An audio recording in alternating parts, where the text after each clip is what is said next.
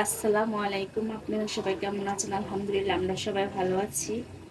এখানে আমি তাল নিয়েছি, আর এখানে চালের গুঁড়া নিয়েছি 2 কাপ, আর এখানে ময়দা নিয়েছি 1 কাপ, এখানে নারকেল নিয়েছি, নারকেল কোড়ানো, এটা 1 কাপ নিয়েছি, আর সাথে চিনি। আমি আজকে তালের বড়া বানাবো। তালের বড়া কিংবা তালের পিঠা, যেটাই বলেন আপনারা। এখন হয়তো কেউ বলতে পারেন যে এই সিজনে পাকা তাল কোথা থেকে পেলাম। এটা গত বছর আমার মা দিয়েছিল, ফ্রিজে ছিল, এটা আমি আজকে বের করে নিছি বিকালের নাস্তা হিসেবে পিঠাটা বানাবো। এখানে আমি পরিমাণ মতো চিনি দিয়ে দিব প্রথমে।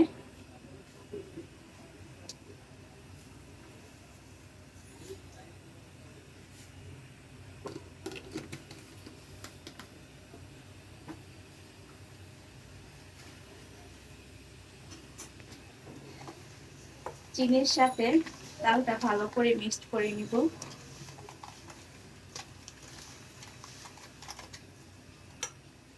এখন আমি অল্প অল্প করে চালের গুঁড়া দিয়ে দিব।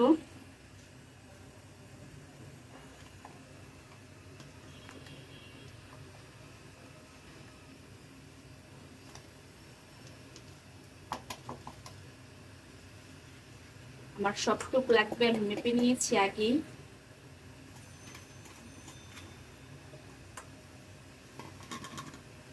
এই চিনি থেকে পানি ছাড়বে।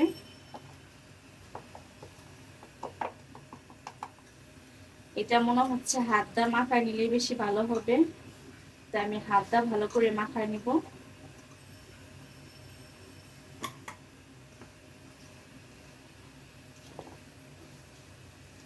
এখন আমি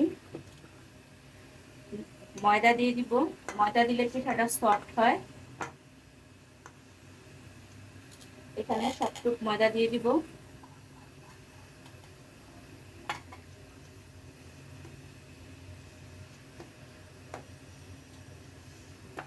আমি এখানে পরিমাণ মতো লবণ, আমি এখন লবণ দিব স্বাদ মতো।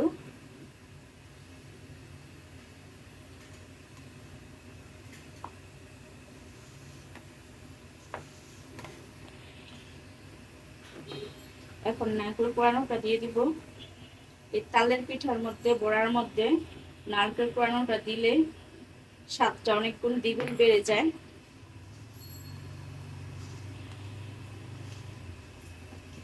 আমি এটা ভালো করে মাখায়া আধা ঘন্টা রেস্টে রেখে দিব, তাহলে আমার পিঠাটা তুলতুলে সফট হবে।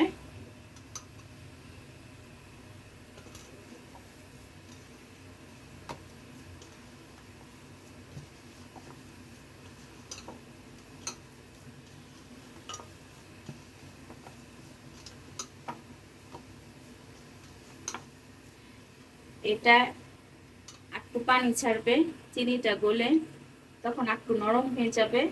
এটা আমি আধা ঘন্টার জন্য রেস্টে রেখে দিব। আমি আধা ঘন্টা এটা রেস্টে রেখেছিলাম, এখন ভেজে নিব। ভাজার জন্য এখানে তেল দিয়েছি, আমি তেলটা গরম করে নিয়েছি।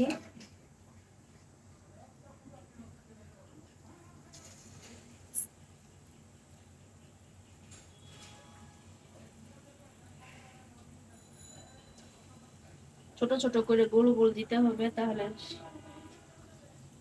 দেখতে সুন্দর লাগবে।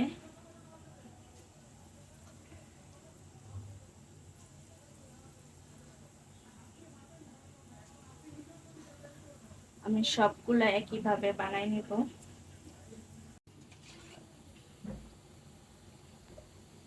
আমি সবগুলা তালের বড়া বানিয়ে নিয়েছি, আমার বানানো হয়ে গেছে। বানাতে বানাতে অলরেডি কিছু খাওয়া হয়ে গেছে, বাচ্চারা নিয়ে কিছু খেয়েছে। এই যে আমার তালের পিঠা কিংবা বড়া একদম সফট হয়েছে, যে অনেক সফট হয়েছে।